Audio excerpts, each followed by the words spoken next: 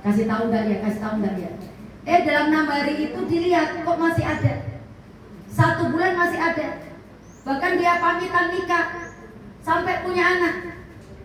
Sudah 10 tahun Nabi Daud penasaran kepada itu malaikat Ijroil. Ini malaikat Ijroil bohongin saya. Ini bocah sudah 10 tahun ternyata usianya masih panjang. Padahal waktu itu katanya usianya cuma 6 hari. Maka Nabi Daud minta sama Allah supaya didatangkan lagi malaikat Ijroil. Maka esoknya malaikat Ijroil datang lagi, ditanya oleh Nabi Daud, Ijroil 10 tahun yang lalu engkau datang kemari, bahwa menceritakan si pemuda itu yang datang ke rumahku setiap hari, waktunya untuk mati cuma 6 hari, ini sudah 10 tahun masih berkeliaran malah punya anak. Apa kata malaikat Ijroil? Benar kata Allah, 10 tahun yang lalu saya kemari, memang kata Allah 6 hari berikutnya nyawanya si pemuda itu harus dicabut. Tapi ternyata si pemuda itu setelah pulang dari rumah Nabi Daud tidak langsung ke rumahnya, datengin semua saudara-saudaranya, terus bersilaturahim meminta maaf, terus bersilaturahim, senang silaturahim pada saudara-saudaranya. Dengan sebab senang silaturahim dan silaturahim itu adalah kecintaan Allah, maka Allah mencintai orang yang silaturahim. Dengan sebab Allah mencintai orang silaturahim, usianya pemuda itu yang seharusnya 6 hari ditambahin lagi menjadi 60 tahun baru dipanggil oleh Allah Subhanahu wa taala berkahnya silaturahim. Makanya sekarang walaupun punya HP diusahakan kalau ada waktu dan badan sehat datengin. Kan sekarang silaturahim orang modern itu kan cuma di HP. Bu nggak ke rumah Bu RT, udah ketemu tadi di lapangan. Pulang sholat Id, udah salam-salaman. Sehingga kue nastarnya nggak ada yang makan. Dia yang bikin sendiri, dia yang open sendiri, dia yang masukin toples sendiri, yang habisin dia sendiri, orang tamunya nggak ada. Bu aku mau ke rumah ya nanti, kan udah ketemu Bu tadi, jadi nggak ke rumah dia lagi. Dan rumah kalau tidak pernah sepi dari tamu, maka rumah itu tidak pernah sepi dari para malaikat rahmat. Nah, malaikat rahmat itu mendoakan kita supaya panjang umur. Makanya silaturahim itu adalah suatu hal yang diperintahkan oleh Allah Subhanahu wa taala. Yang keempat, terakhir, 3 tadi kan urusan manusia. Afsus salam, wa qimu ta'am, wasilul arham.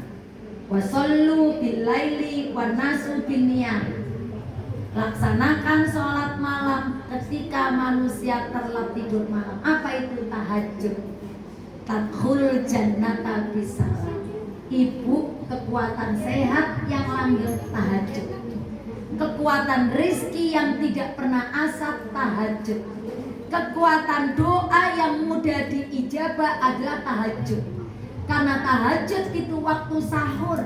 Waktu sahur itu waktu di mana semua pintu langit terbuka. Yang turun ke langit dunia bukan asistennya Allah yaitu malaikat, tapi langsung Allah sendiri menyaksikan mana nih hamba-hambaku yang bangun malam untuk munajat meminta kepadaku. Semua yang dia minta aku kasih, semua doanya aku ijabah, semua dosanya aku ampuni ketika kita mau langgeng tahajud. Makanya kemarin puasa itu kita kegoda oleh TV. Ini waktu sahur, waktu Allah turun. Kok ibu malah cekik-cekikan depan TV? Kok kita malah terlena, bukan wiritan, bukan baca Quran, nunggu beduk subuh? Kita repotkan. Kok nanti nyuci piring nanti setelah adzan subuh. Gunakan waktu sahur kemarin, kalau kemarin belum maksimal minta sama Allah, karena memang di waktu itu Allah sendiri yang langsung turun minta. Siapapun yang minta kepadaku, aku akan berikan di waktu tahajud.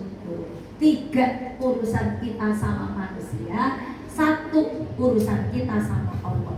Ini betapa Allah memberikan pelajaran pada kita pentingnya untuk menjalin hubungan manusia sama manusia yang harmonis. Jangan dikira ibu-ibu kita ngaji kesini itu walaupun casingnya teras Anur pengajian, belum tentu kita semua ini orang yang senantiasa baik mau memaafkan. Jadi artinya walaupun kita kelompok pengajian belum tentu nggak punya musuh gitu. Di pengajian pun ada yang berantem, bener apa benar? Di sini mah nggak ada kali ya. Ngaji berantem nyari apa? Rebutan apa coba? Istilahnya. Ayo kita pikir.